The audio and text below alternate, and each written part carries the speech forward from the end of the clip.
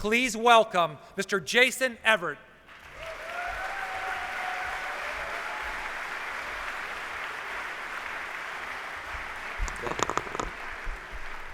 Thank you very much. Let's start our time together in prayer. So if you join me in the name of the Father, and the Son, and the Holy Spirit, amen. Hail Mary, full of grace, the Lord is with thee. And blessed art thou among women, and blessed is the fruit of thy womb, Jesus.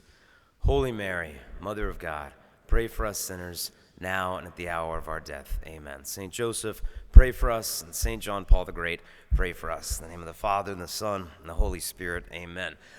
Last night we got to have dinner with some of the organizers of the event, and they reminded Father Mike and I to tie in the theme of the heart of a lion for today's conference. And I kind of thought it was ironic because I don't know if you know, but lions typically sleep about 20 hours a day, and they hardly ever bathe. And so obviously the bar has been set pretty high for you guys at the conference today. But so I can have an idea of who I'm talking to here.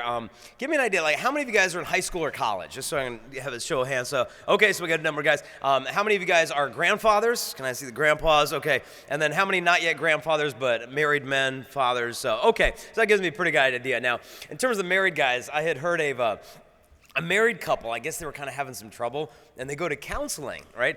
And the wife starts off, and she says to the counselor, my husband here, you know, he's not very affectionate, he's not as romantic, he's not very thoughtful, he forgets to do the things I ask him to do, he's not a good listener, and the husband just rolled his eyes. Now, the counselor got a feel for what was going on, so he got up from behind his desk, and he walked to where the wife was, and he took the wife in his arms, and he gave her a long, passionate kiss. And then he sat her down and went back to the desk, and he said to the husband, now this is what your wife needs about 3 times a week. And the husband said, okay, I can bring her here on Mondays, Wednesdays, and Fridays. So, little misunderstanding here with intimacy, and I'm sure you'll agree with me today there are so many misunderstandings when it comes to intimacy, human sexuality. And I think the reason for this is because people don't really think about sex, especially guys, right? Especially young guys almost never ever think about sex, right? And it doesn't even cross the mind. We talk about it, we joke about it, some guys watch it on their cell phones, but we don't think about it. What is the purpose and meaning of my human sexuality? How do I live that out as a man made in the image and likeness of God? And today, this is what I want to take a look at. And the goal that I present to you is not me. There's not some artificial barrier between this stage, between Father Mike and I and you. We're all in the trenches together on this. And so what I want to share with you is the people that I've been looking up to, my role models, the saints, different priests, different gems that I've picked up along the way to help me in fighting this battle. One of my biggest role models, my grandparents, my grandfathers, my 2 grandfathers. When you combine how long they've been married, it's 130 years of marriage between their 2 marriages. This is the legacy that I'm talking about. And you know, you add my dad's marriage in there, it's 170 years between 3 men in their marriages. And to me, they never sat me down and said, Jason, this is how to stay married to a woman. All they did is they just did it. Because I knew there were troubles, I knew there must have been hard times, but they just did it. They left me with that legacy of just their commitment. And so what I want to share with you is how can we build this legacy ourselves? Because look, relationships, sexuality, it's a mess. You know it. Divorce rate, 50% or whatever they say it is. You know, in Los Angeles, there's jewelry stores where you can now rent wedding rings. It's a mess. High school relationships are a mess. I spoke at a high school in Texas. They had 87 girls pregnant on campus, and one of the girls we met was 7 months pregnant, okay? She just told her parents. They didn't know she was 7 months pregnant. She was just wearing baggy clothes and avoiding them. But now that they know she's pregnant, she did not know how to tell them the full story, okay? The full story is that her boyfriend lives in her closet. Her boyfriend's been living in her closet for more than a year now. She brings him up leftovers after dinner. He hops out the window to hang out with friends at night. This has been going on for the year, and the parents have no idea. And so the moral of the story is when you get home tonight, check the closets. But, you know, I assume things are going better at your place, but this unbelievable breakdown in the family. You've got this chaos now where guys don't even know if they're guys or not. The gender confusion is out of control. And what I mean by that, a friend of mine was speaking in Canada about 3 weeks ago. After his chastity talk, the campus minister came to him and said, I just want to let you know that you really offended one of the students on our campus. And he said, oh, I'm sorry, well, what happened? And she said, well, you said during your talk that because you practice chastity, it does not mean that you are asexual. And that really hurt her because she identifies as asexual, and that really made them upset. And my friend said, well, wait a minute, them? Well, how many people are upset? And the campus minister said, well, one, but she refers to herself, she identifies as they. She is asexual and she is them. And my friend is like, and you go along with this as a school? And they're like, well, we don't want to offend. These kids today are growing up on Facebook. Facebook, you have to pick your gender now. Not male or female. No. There's 58 genders you can pick from on Facebook. You can be male or female. You can be transmasculine. You can be cis male. You can be gender neutral, gender nonconforming, non-binary. You can be two-spirit. 58 genders. What the heck is going on? What's going on is what Vatican II said, that when God is forgotten, the creature itself grows unintelligible. And if you think this is just something going on the internet, go to the San Diego International Airport.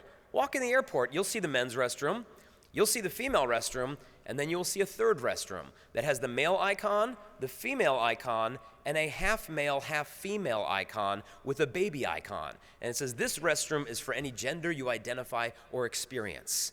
And it's like, my goodness, like what is what's happening to our culture? We don't even know what it means to be male and female anymore, let alone what it means to be a man. And so where do we look for answers? If you go to Barnes & Noble, look for relationship advice, there's thousands of books. One of the most prominent authors is a woman, I don't need to mention her name, but she's a marriage expert, and she's not on her first marriage, or her second, or her third, or her fourth.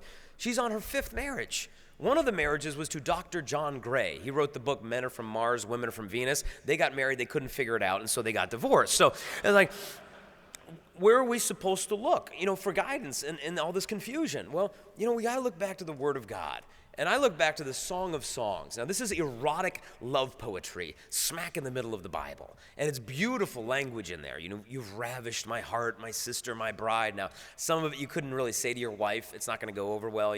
Like your hair is like a flock of goats tonight. That's going to, your teeth are like sheep. You know that? Your cheeks are like pomegranates. You're saying I'm fat? No. So some of the metaphors don't jive, but there's some gold in here. And one of the things is where the author says, let us catch the foxes that are getting into the vineyard, because our vineyard is in bloom. Now, the vineyard is their love, and the author is saying there's these foxes. There's something that's getting in there that's going to kill it. And so I think as single guys, as grandpas, as husbands, fathers, we have to take an honest assessment. What are the foxes that are getting into the vineyard of my masculinity, of my family, of my marriage, of my relationships, that are going to kill it? And we have to take an honest assessment. Okay, is it my pride? Am I a workaholic? Am I addicted to work? Am I addicted to my own ministry? Is it my arrogance? Am I self-absorbed? Am I inattentive? Is it lust? Is it resentment? Is it unforgiveness? Like, what is the vice that's getting in? If you've ever read St. Ignatius of Loyola, his spiritual exercises, he said that the devil prowls around your soul as if it's a fortress. And he walks around it like a military commander, a strategist, looking for where your defenses are weak. And never where the walls are broken down or they're weak, that's where he's going to want to enter in to take over the fortress. And so we have to make an assessment, where am I weak? Perhaps where I think I'm my strongest, my ministry, maybe that's where I'm my weakest. A friend of mine said a priest told him, do not become a streetlight only for your house to become dark. And so we need to take an honest assessment. What is it? Is it anger? Is it alcohol? Is it resentment? What's going on? Sometimes it's resentment towards our spouses.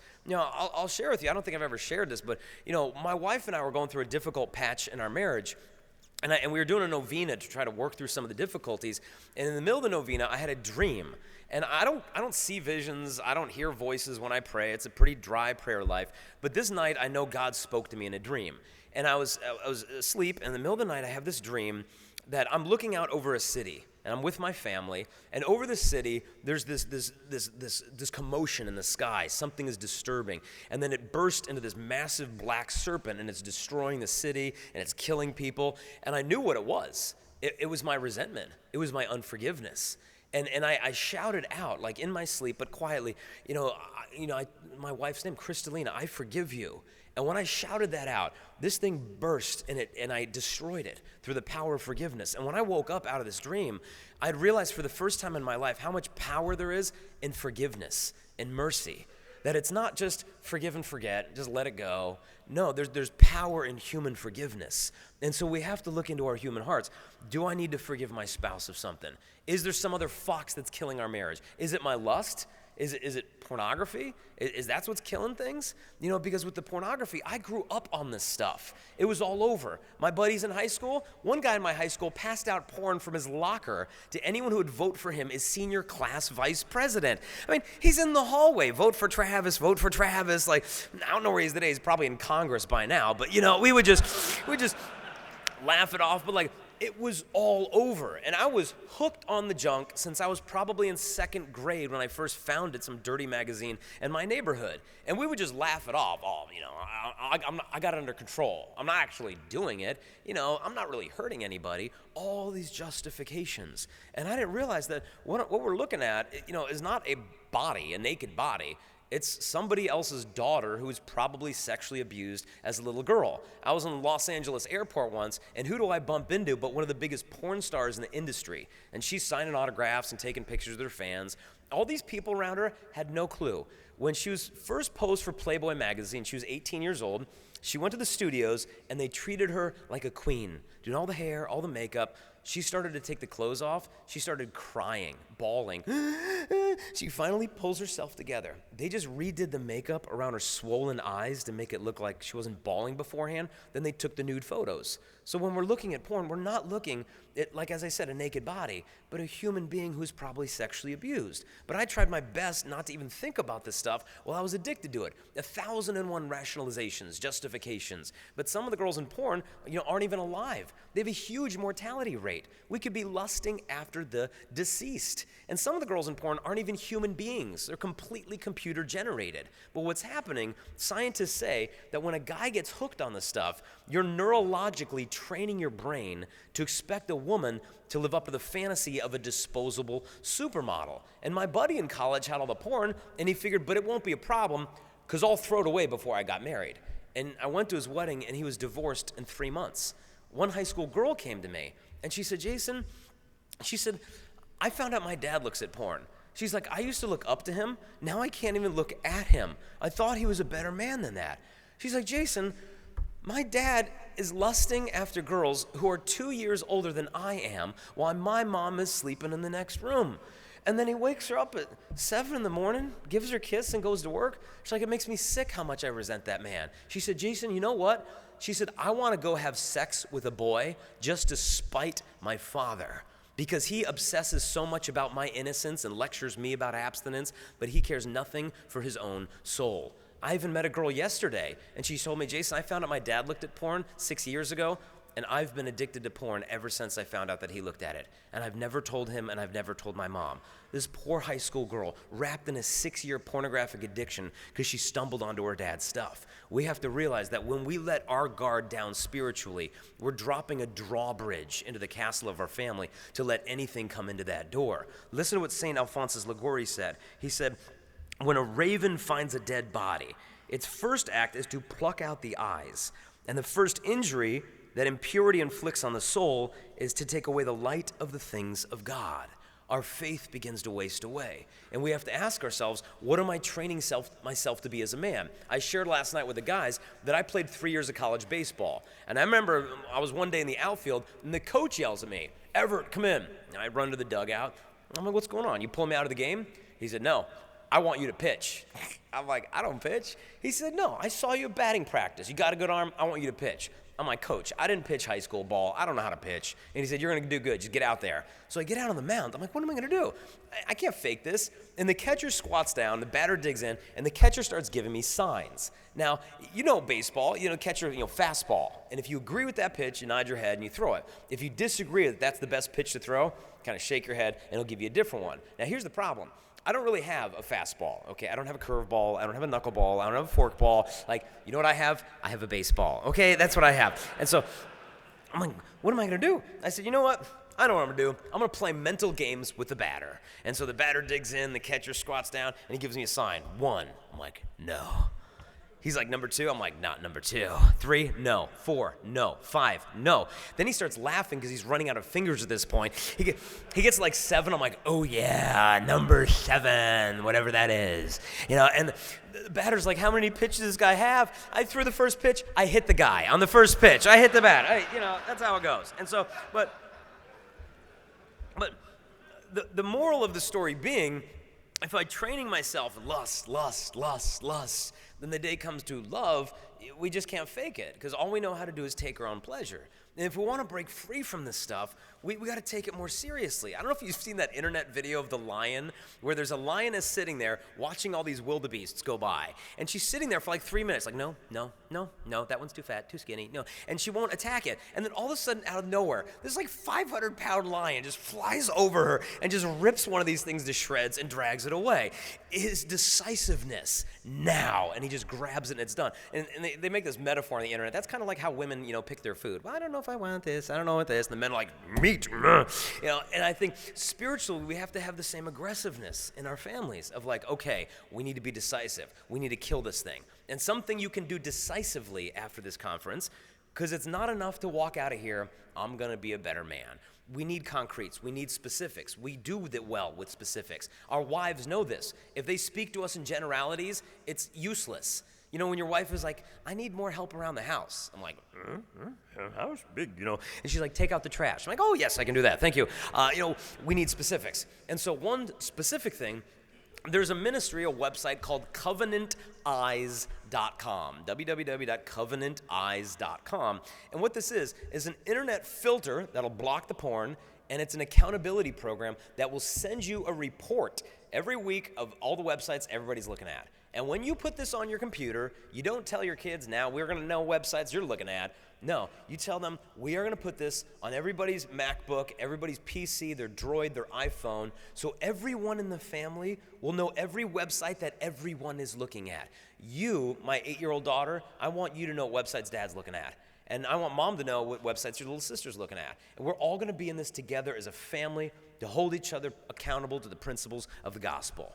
That way the kids realize you're not just spying on them. As a family, you're holding each other accountable. And so the Covenant Eyes is really useful. And some people say, well, if you got these pornographic temptations, just don't think about it. Don't think about it. Like, that doesn't work. Like, if I told you, like, no, don't think about, the Detroit Lions, their record last year. Don't think about it. Don't think about it. That doesn't work. You're like 7-9, 7-9, 7-9. It doesn't work. You can't just suppress this stuff. So when the memories come, some people say, well, just bounce your eyes. If you see a temptation, just bounce your eyes. Bounce your eyes. But the problem with this is that, you're going to have whiplash by the end of the day by how many temptations are out there. Yeah, indeed. Turn away your eyes from something that may cause you to lust. But ultimately, it's not about annihilating our desires, it's about perfecting them. And what it looks like, I shared last night with the guys, that there's a saint in the church who spent all his money on prostitutes. His name was Saint Vitalis of Gaza. Now, he lived in Africa. He'd work all day under the hot sun. He'd take all the money he earned, and each night would bring it to a different prostitute. So she would spend the whole night with him and no other man. But instead of using the women, he brought them the gospel. Prayed with them, prayed for them, told them they could start over, converted a great number of prostitutes who became holy wives and mothers. And one morning, he's walking out of a brothel, and a man saw him, recognized him as a Christian, and was so sick and infuriated with Christian hypocrisy, hit the guy in the head with something and killed him. And the prostitutes came out and they said, well, you don't understand what he had done, but it was too late. And the historians say when he was being buried, all these former prostitutes came out of hiding, processing with candles and lanterns to his gravesite to honor the man who saw their dignity when they had totally forgotten it. Now, I'm not recommending you try that as a method of evangelization. I mean, don't go to your pastor, hey, can we raise some money, get a prostitute for the parish? Service hours, okay, it's a bad idea. But the point is that the redemption of our human hearts is possible. And sexual desire is not the problem, believe it or not. People think lust is sexual desire. And as long as you have sexual desires, you are failing at chastity. And as a result, many people give up on chastity because they think, well, my desires aren't going away. I must be a total failure at this. About 4 or 5 college boys came up to me, and they said, Jason, look, here's the deal.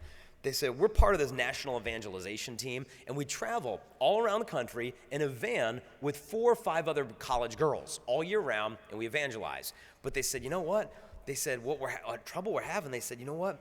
Jason, we're sexually attracted to these girls. Jason, they are beautiful, they're intelligent, they're funny, they're holy, and we're sexually attracted to them. I said, okay, let me get this straight. You are in a small enclosed vehicle for about a year at a time with 4 very beautiful college women, and you're finding yourself sexually attracted to them. And they're like, yeah. I'm like, yeah, you should probably go to counseling for that or something. And they picked up on my sarcasm that you're supposed to have desire. God, people think, well, when I get really pure, my sexual desires will go away. Look, if you have no sexual desire, it doesn't mean you're pure. It means you're probably dead, okay? That is not the pinnacle of virtue. And so how do we retrain the way we look at women to be more like a Saint Vitalis of Gaza? I think 3 easy steps. I mean, not easy necessarily, but basic. 1, we've got to admit there's an issue. We men don't like to admit when the problem is within us. We want to be the solution, but we don't want to be the problem. But we have to have a measure of humility here. Listen to what John Paul II said. He said, each man must look within his own heart to see if she who has been entrusted to him as a sister in humanity has not in his heart become an object of adultery. I think so often we're guilty of rationalization. Oh yeah, I'm looking at porn, but I'm not actually doing it. I'm not actually doing this, or I'm not actually doing that. But when we're doing something good, you never rationalize it. Like if you're at a homeless shelter and you're feeding poor people, you don't rationalize that. You're like, well, at least I'm not, robbing a bank up here today, Your conscience is at peace. And, in the end of the day, God doesn't care what you're not doing. He doesn't. It's not like I'm going to die, stand before God, and he's going to hold me accountable and say, Jason, this is your final judgment. Tell me, what did you not do? And I'm like, wow, I'm really glad you asked that question, because I did not join ISIS or Al-Qaeda. I was not involved in organized crime. I was not friends with El Chapo. And he says, well done, my good and faithful servant. No, that's not how the narrative will play out. He doesn't care what you're not doing. What he ultimately cares about is what we are doing. And so we have to admit, okay, God, I got an issue here. And then the second thing is to realize we got to get to the root of this thing. Oftentimes, it's not just lust. People think, well, that's the problem, lust. You're looking at porn, lust is the problem.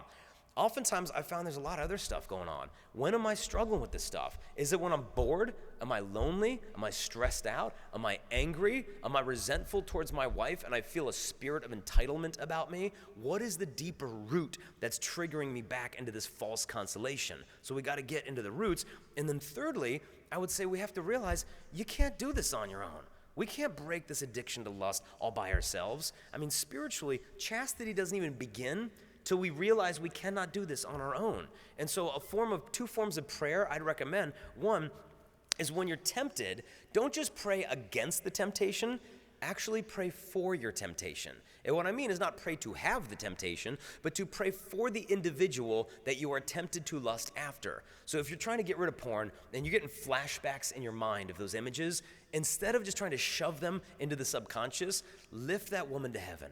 Say, God, you know right now what I'm thinking about her. God, would you bless her right now? I don't know where she is in the world right now. Maybe she's out of the porn industry. Maybe she's committed suicide. Maybe she's strung out on heroin. Wherever she is, God, I want to do a Hail Mary right now for her. And what we're doing here is we are responding to her beauty with love. From the Garden of Eden, the body of the woman has always been an invitation of love. When Adam saw Eve's naked body, he was beside himself. Alas, this one is flesh of my flesh, bone of my bones. He rejoices. I think it's kind of funny that when Eve first sees Adam's body, she doesn't say anything. She's like, huh, that's nice. It's like, come on.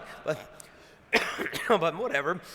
I think we have to respond to the beauty of the body. And so we respond to the beauty with our call to love. And by doing this, we're taking temptations and turning them into moments of intercession. So that's one form of prayer to battle it. Second thing I found to be helpful, gratitude. Do you know when you see a beautiful woman, you can actually thank God for that beauty? Think of it like if you took a diamond ring inside and the sunlight hits it, you notice all the glitter of the reflection all over the room. The glitter of that reflection is like all the women on earth, all of their beauty, pointing us back to the beauty that they obtain it from, which is God. All of their beauty can remind us of God. So instead of being like a 1,000 temptations to hell, they become 1,000 reminders of the beauty of heaven. So when you see a beautiful woman, instead of being like, oh, sex is bad, can't see that. Instead of that, you see a beautiful woman at the airport, and how about praying Psalm 84? How lovely is your dwelling place, Lord mighty God. And move on. You don't have to recite the whole psalm while looking at her. That might be a little overboard, but that first verse should suffice. Just, how lovely is your dwelling place. God, you did a good job on that one. And just saying thank you. That's okay. I think it's just a healthy way to give thanks and praise to the Creator instead of seeing them as all triggers to sin. Now, should we forget this? Should we forget, these little pointers? God has stamped into our anatomy as men our calling, what it means to be a man. Your creation anatomically is not an accident. It reveals your calling. This whole gender theory thing today is so off the mark because it's saying that who you really are is not necessarily revealed by your biological anatomy. What God tells us is that no, your anatomy as a man reveals what you are called to become. This idea that in all the gender theory being taught in the universities is that, look, men and women are basically the same. And the only difference is the cultural stereotypes that have been positioned on us, and that's what makes us different. This is nonsense. There's one of these professors of sociology wanted to prove that men and women are the same. So she decided to raise her daughter androgynously. She said, I will give her boy toys and girl toys. I will give her guns and I will give her dolls and trucks and all that stuff. And she said, I was getting very frustrated with her because she said every single night my daughter insisted on tucking each of her trucks into bed one at a time. Good night, little trucky, good night, little trucky, good night, little trucky. They're trying to emasculate the boys. Well, don't give the boys guns. Look, if you don't give a boy a gun, he will make a gun. A stick, a spatula will become a sword. It will happen. A friend of mine put on her Facebook, I guess she had to go to the gynecologist's office with her little 3-year-old boy, and he walked in and he saw the stirrups on the gynecology table that had a handle under it, and he grabbed the handle. He said, a gun, Mom. And she's like, oh my goodness, everything becomes a gun with you. And why? It's because God created us for battle. God created us to fight something, and we're not supposed to be emasculated. And you look at a man's body, what does it speak? Well, the first obvious thing of a man's body is strength. It's distinctively more physically strong than the general population of women. So what can we draw from this? Well, how should a man use his strength? Not to dominate or to manipulate, but ultimately to serve. We're called to use our strength as a gift to serve. I was at one of these men conferences, and one of the speakers had mentioned a story on this, and it was really powerful. And what it was that, I guess back in Chicago, in the early 1900s, at the time of the big mafia and the Al Capone era, Al Capone, the big mafia kingpin, had an attorney by the name of Easy Eddie. Easy Eddie's job was to keep Al Capone out of prison, to keep him free, from all the laws and all the stuff like that. And Al Capone rewarded him handsomely. His estate was the size of a city block in Chicago. He had it made. But it was really gnawing on his conscience that he's basically letting all these people die and all this crime thrive because of his own selfishness. And he had a boy. This Easy Eddie had a boy. And he said, you know what? My boy has everything that a boy could want except for a good name and a good example. And he said, okay, enough is enough. And so he ended up turning in Al Capone, got him arrested, of all things, for tax fraud. And eventually, I guess a few weeks or months later, Easy Eddie was found dead in a back alley in Chicago, shot full of bullets. And apparently he also had a crucifix on him and a miraculous medal. And so he was killed in defense of the people of Chicago because he knew he needed to give his boy a good name and a good example. Now, another guy by the name of Butch O'Hare was fighting, I believe, in World War II. And he was flying in the South Pacific. And I guess he and some other fighter planes left an aircraft carrier, and as they were flying on a mission, he looked at his gauge of fuel, and it hadn't been topped off. He was almost empty. And so he had to tell the other guys, I have to get back to the aircraft carrier to refuel, and the other planes went on with the mission. As he's flying back to the aircraft carrier to refuel, he noticed a whole bunch of Japanese fighter planes coming towards the aircraft carrier to destroy it. And by himself, he didn't have time to get the other guys. He swung in behind them and started firing upon all these different planes. He ran out of ammunition after taking out several planes, and he starts ramming his plane into the other planes. And eventually, he bought them enough time, and he was able to save the entire aircraft carrier. Later on, he died during battle, and this is the man who Chicago International Airport is named after, Butch O'Hare. Now, what does he have in common with Easy Eddie? Easy Eddie is his dad. His father was Easy Eddie, who was able to show your strength is meant to serve. The masculinity that you have been bestowed with is meant to become a gift for others. And he saw it in his own father, and therefore he lived it out. And as Catholic guys, we have to look up to not only our Father in heaven, but the fathers he's given us on earth, like St. Joseph. Personally, I hate most art of St. Joseph because most art shows him as an elderly man. Now, nothing against elderly man, but St. Joseph was not an old man. Why do they paint him as an 80-year-old man? For one reason, to protect the purity of Mary. Because they figure if we paint him old enough, then, her virginity is going to be safe because he's 90 years old. He's not going to be interested in that kind of stuff. So just paint him that really old. That's why they do this. But this is nonsense. Her virginity was not protected by his sterility and his senility, okay? Her virginity was protected by his virility and his virtue. And so back at the time of the Jews, guys would get married 18 years old. And that makes sense with St. Joseph because God told him, take Mary, go down from Nazareth. I want you to go to Bethlehem, go to Egypt, go back up to Nazareth. Do you know how long that walk is? It's 600 miles. That's like walking from here to Atlanta, Georgia. Now, if you want to entrust a teenage girl and a little baby on a 600-mile hike, you entrust a very strong man to that journey to protect them. He was a tekton, meaning carpenter. Now, carpenter is kind of a weak translation. It sounds like kind of Bob Vila or something. But a tekton is not only a carpenter, but a construction worker and a lumberjack. They had to fell their own lumber. There's rabbinical laws that talk about what to do when a tekton, this carpenter, collides with a woman carrying a pot of water while he's carrying his beams. He would cut down the trees, carry the trees into town to create lumber with. And so they'd say, we have to have laws. If he hits someone accidentally who's carrying a pot of water, what are the rabbinical laws with that? So what this tells us is that Joseph and his apprentice Jesus would have been carrying beams of wood on their shoulders through the Holy Land. You can see the training and sacrifice that's being taken place here. St. Joseph, we honor him in the litany of St. Joseph as the terror of demons and the guardian of the Virgin. I mean, are there two cooler names in any litany in the Catholic Church than the terror of demons and the guardian of virgins? And so we need to look to people like St. Joseph. We look to Christ and how he gave himself. I had heard that there's a trend going on now amongst Christian young men that are getting married. On their wedding days, instead of taking the garter off of their bride's thigh, you've been to wedding ceremonies where this happens, at the reception, the bride sits down, and the groom kind of reaches up her dress, and he pulls her garter down, that thin fabric around her thigh, and then he throws it like a good luck charm to a bunch of slobbering single guys who fight over it. And what's happening in Christian circles now is there's a lot of guys saying, look, I'm not going to do that on my wedding day. I'm going to introduce my bride to my family in a different manner. And so what happens is the bride is sitting down, and the groom comes to her, and everybody thinks, here comes the garter, but he pulls out a pitcher of water, a bowl, and a towel, and he takes off her shoe, and he washes her feet like Christ washed the feet of his bride, the church, on the night before he gave his life to her. And these guys are not just putting on a show for their wedding party. They actually believe that this is how my bride deserves to be served. And so our strength that God has given to us is for the purpose of serving. We've been called also to use our strength to conquer, not to conquer women for the sake of ourselves, but to conquer ourselves for the sake of women. A priest friend of mine, he said, the whole problem with jihad and holy war, what's going on? He said the real problem with jihad is not that they're fighting a holy war.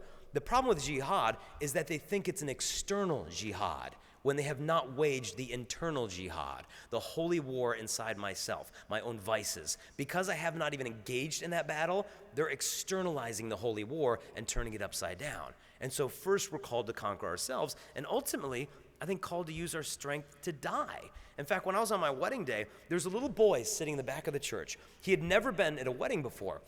And he was asking his dad, what does this mean? What's that symbol? What's this going on? And he said, Dad, why is Kristalina, my wife, wearing this glowing, beautiful white dress? And my friend said to her, because today is the happiest and most joyful day of her entire life. And the boy's like, okay. He said, Dad, how comes Jason's wearing all black then up there? Okay.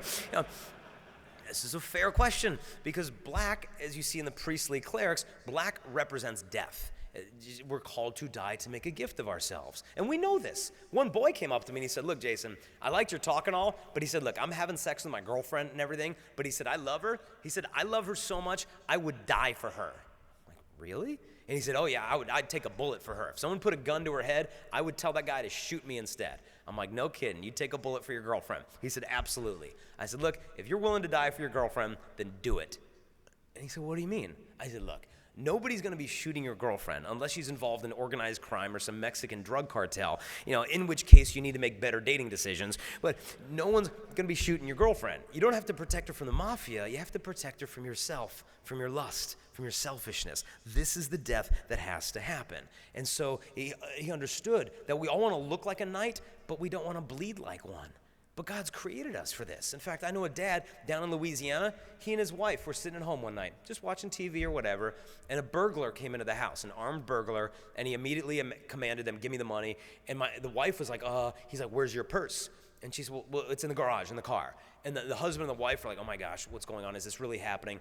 And the burglar said, take me to it. And so by gunpoint, he leads the wife into the garage to go get her purse. And the husband was not going to leave her alone with him in the garage with a handgun. And so he followed the burglar. And as soon as the burglar sensed that he was behind him, turned around and shot the husband. And he ended up paralyzing him. So it went through his spine, paralyzed this husband from like the shoulders to the chest down. And now he lives in a wheelchair. His wife will be changing his diapers for the rest of his life. And you know what? I think he's okay with this. I really do. Because he's like, I would rather spend all eternity in a wheelchair than have my wife be harmed. We know this is what we're called to do, to lay down our lives. But if we're welcoming things like porn into our family, what we're doing is almost like opening the door for sex offenders to walk straight into our house, to take the innocence from our entire families. We need to tap in to that heart of a lion to defend our families from our vices as well. And I often think of Jesus on the crucifix, kind of looking at all of us men, saying, this is how I got my bride to heaven. How else do you think that you're all going to get yours there? We have to die to ourselves. So this is the first thing I think we see in the man's body, strength, to serve, to conquer, to die.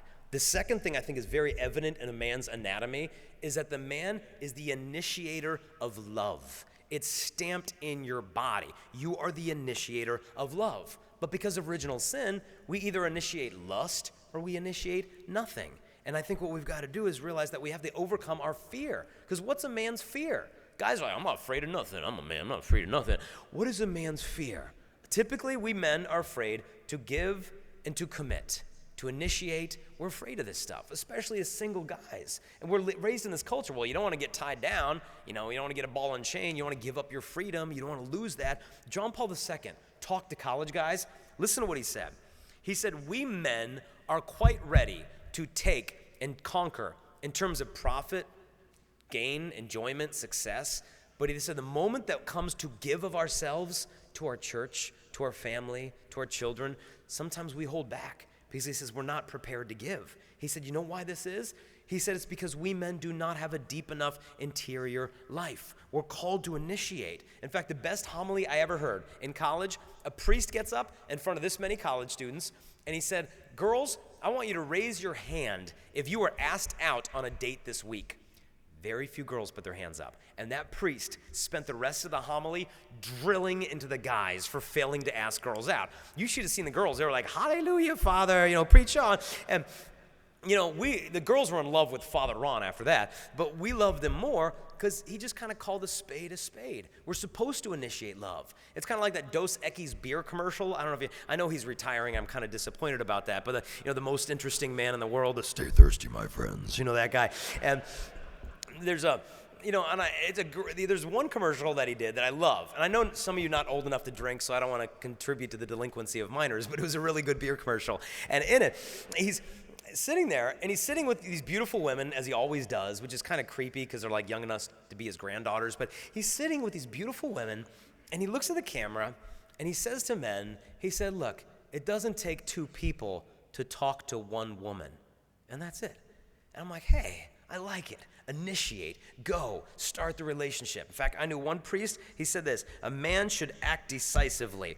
Don't be an indecisive wimp hoping for an apparition. Trust in God and pop the question.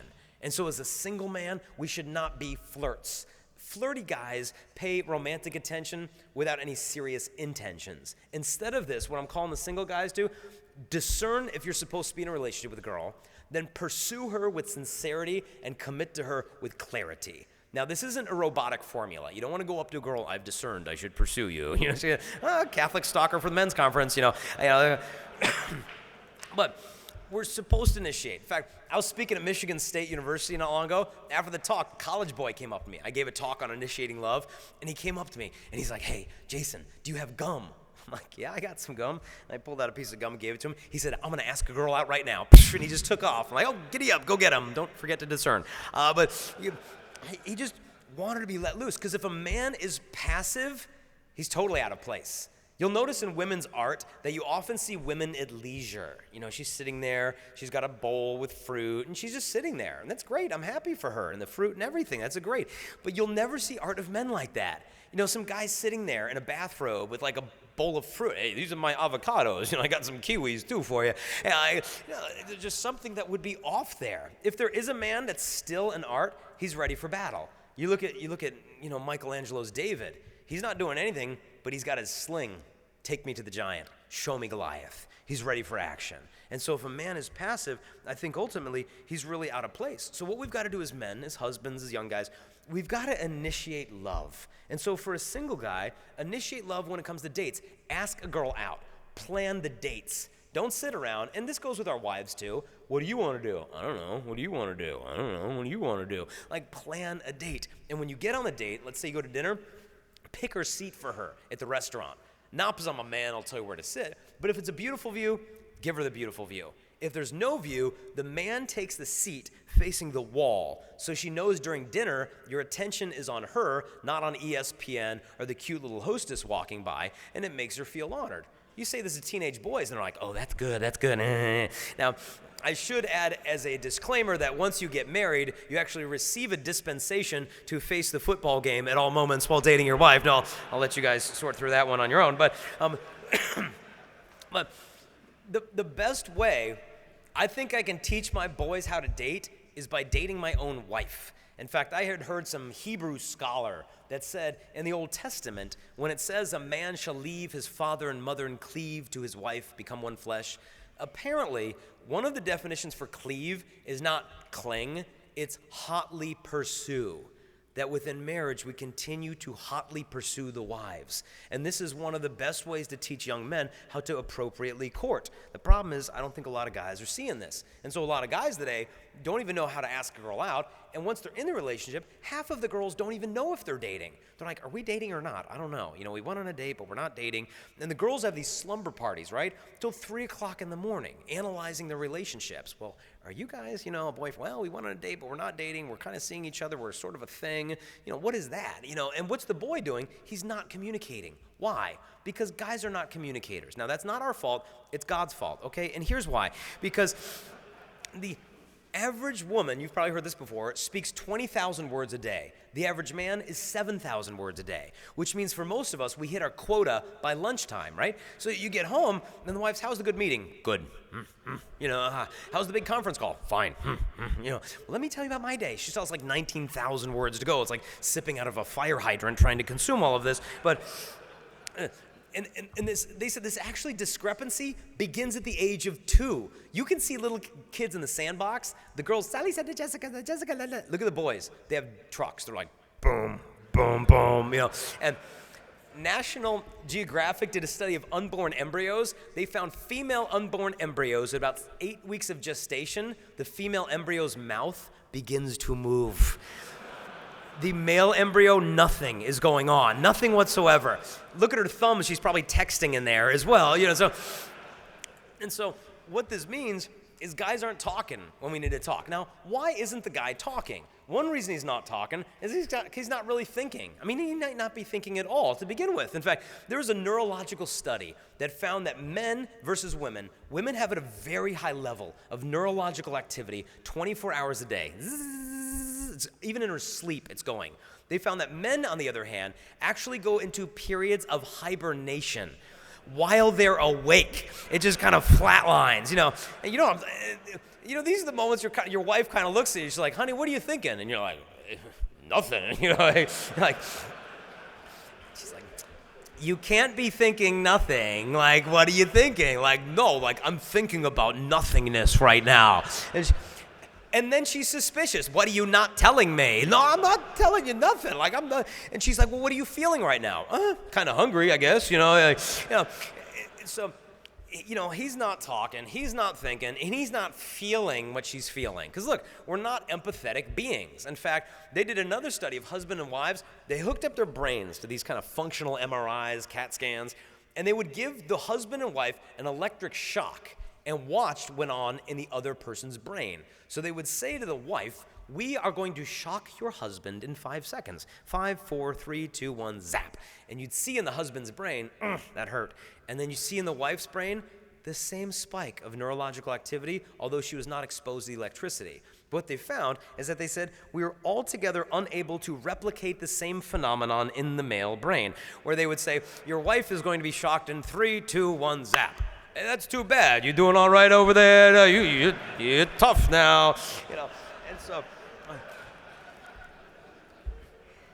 And so sometimes we just kind of miss the point. I know I do this in my marriage. I remember one day my wife and I weren't getting along, and I went to prayer in my room, and I'm sitting in a little kneeler that I built, for us, and I'm praying. And I'm like, God, who's right here? God, I really think I'm right, but if she's right, tell me, like, if she's right, because I'm pretty sure I'm right, God, on this one. But if she's right, I'm open to that. You just tell me if she's right. And it's almost like God told me, it doesn't matter. Just love her, which was a totally unsatisfying answer, because I really wanted to know who was right. I'm like, okay, God, I'll love her, but I'm right? So sometimes we just kind of miss the point. I mean, my wife even told me once, she's like, Jason, you're not a very good listener. I said to her, honey, I'm not a motivational listener, I'm a motivational speaker. Now, she didn't think that was very funny, but I thought it was rather witty on my part. But what we can draw from all of this is that what God has stamped in your body is that you're the initiator of love. And one way to initiate love is to initiate conversations when we have no really interest of wanting to listen. To just be able to say, honey, how was your day? To come home and make a gift of ourselves through our ears, not simply through our physical presence, but by listening, to initiate love, to initiate dates, to initiate that stuff. And not only to initiate that, we're called to initiate love, but stamped into your body, you're the initiator of life within your family. It's stamped into your anatomy, the initiator of life-giving love. John Paul II, he noticed that many men have a fear of fatherhood. I spoke to high school guys. I said, hey, what is the most common sexually transmitted disease? And one boy said, I know, pregnancy. I'm like, no. Kids are not bacteria, okay? But we live in this contraceptive culture where, after having 1 or 2 kids, people told me, well, you're done, right? And then we had our first girl. And then, well, you've got your girl, you've got your boys, you're finished, right? I'm like, yes, I've collected all of the genders. I can stop procreating now. But we live in this contraceptive culture. But listen to what Pope John Paul II said, talking to college guys. He said, God, who is Father, who is Creator, has planted a reflection of his creative strength and power within man. And we men should sing hymns of praise to God the Father for this reflection of himself, not only in our souls, but also in our bodies. We're called to initiate life within the family, not to sterilize that, but to be open to that gift of life. Not just biological life, but to initiate spiritual life in the family, to talk to our kids about the faith, to be their primary catechists as fathers. I saw one study that said mothers can delay the sexual activity of their children, but when a father speaks, his influence has twice the impact. We have to speak. The problem is we're not talking. The most depressing statistic I've seen in my whole life said that the average child will spend more time watching television by the time he turns 6 years old than he will spend talking to his father over the course of his entire human life. We have to open up the doors of conversation. We have to talk to our kids about things that are tough, chastity, sexuality. My friend gave his boys the birds and the bees talk the other day. And the boy, after learning how babies are made, said to the dad, he's like, Dad, how long have people been doing this? And I said, tell him the 1960s. And he said, Dad, is there any other way? And I'm like, that's pretty much it, son. But we have to speak. And look, it's going to be a little bit awkward, but we have to speak. In fact, I know a girl who was on a date with her boyfriend.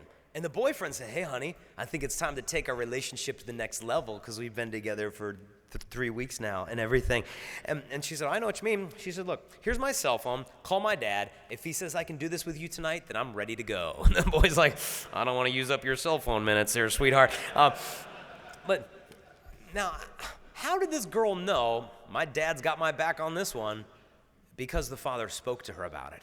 It wasn't some unspoken assumption, we go to church so we don't do that stuff. No, he spoke to her. I met a dad once, and he said his daughter came to him one day and said, Daddy, I want to go to the Notre Dame football game on Saturday with my friend Megan.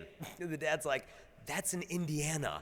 That's 7 hours away from here. How will you get there? And she said, this is where you come into our plan because we want you to drive us to Indiana to see the college game. And the dad said, that's Saturday morning. I got so much stuff to do around the house. And they pushed him on it. She said, Daddy, she is my best friend, and her dad is your best friend. We need to have a daddy-daughter college Saturday football. What do you say, Dad? The dad caved in. Okay, I'll call her dad. And they made the plans. I'm like, what are we going to do with 2 teenage girls in a car for 7 hours? And they made a plan. They started driving early in the morning. And they said to the girls, we have a 7-hour car ride with you, so we thought we'd spend this time talking to girls about chastity and human sexuality. And the girls like, ah, trying to jump out of the windows of the moving vehicle. But he said, you know what? He said, you know what my daughter said when we got home? She said, thanks, Dad, for having the guts to talk to us about what we are too embarrassed to talk to you about. Thank you for initiating that conversation. And I would imagine that thank you is probably pretty rare. I'm discovering as a new dad, fatherhood is a very thankless endeavor. I mean, one day I changed like 8 or 9 diapers before lunch. Do you know not a single child said thank you to me? Like, I know they can't talk, but they could wink. They could do something. Hey, thanks for the sewage treatment, old man. You know, and I'm sure having teenagers at home is different. It's not like your daughter is going to come home, Dad, I want to thank you for my curfew tonight. You know, and Dad, I love when you say things to me like, you're not leaving the house in that outfit, young lady. You know, tights are not pants and your butt is not a billboard, okay? You know, and then your son comes home and he's like, Dad, I want to just thank you for paying my tuition. And I want to thank you for offering us comprehensive health care insurance. And I know the sacrifices you make. Look, it's a thankless endeavor, but hey, how often do we give the Father thanks ourselves for how many blessings he gives to us? And so if you look at what God has created us to be as men, our strength is called to serve. Initiate life, initiate love. A man is called to do this, to initiate the gift of love, to commit to his beloved, to create life with her, and sustain what he's created. This isn't just fatherhood. This is the priesthood. A priest initiates love by joining the seminary. He commits to his beloved. He creates life with her through the sacrifice. And he sustains what he's created by burning out his life and his priesthood, like that little lamp that sits next to the tabernacle until there's nothing left of the wax, making a total gift of himself. And this is why John Paul reminded us that we will only find ourselves through the total gift of ourselves. Now, how can we live this out as men on a day-to-day basis? This afternoon, we're going to dig back into what is so great about being Catholic, how we can tap into the sacramental life to receive the graces to make this thing possible. And if after hearing my talk, you feel like, wow, I feel like I haven't been a good dad, I haven't been a good teenager, I haven't been a good husband, I've failed in so many respects, all we need to know is what I told the guys last night. That all you need to know is one thing, and that's how God the Father looks at you. And this is how he sees you. A father, a few years ago, dropped his son off at preschool. And he said, I love you. I'll pick you up after school. Promise, come get you. Dad went to work. Huge earthquake struck Armenia. The dad shoots the car back. It's too late. The school's collapsed. The faculty's dead. And the dad shows up. He says, I know my son's in that school. Starts tearing off the rocks and the glass. And he dug for an hour, 10 hours. His knuckles were bleeding open. His back was cramped up. He dug for 20 hours. People told him to give up. They're gone. Accept it. He dug for 30 hours. Like you dig for your kid forever. 38 hours. He said, all I could think as I dug for my child is the one promise I always made to him. No matter what happens, you know I'm always going to be there for you. 38 hours later, he lifts up the board, and under that's the face of his son. And he looked down upon his son, and his son looked up to him and said, Papa. And his son turned to 14 kids who were trapped alive with him, and he said, see, told you my daddy was coming to get me. I told you that he promised. This is the love of God the Father for his sons. It doesn't matter how far away we think he is. He's always there in confession to welcome us home. You guys have been a wonderful audience. I love you. Thank you very much. God bless. So.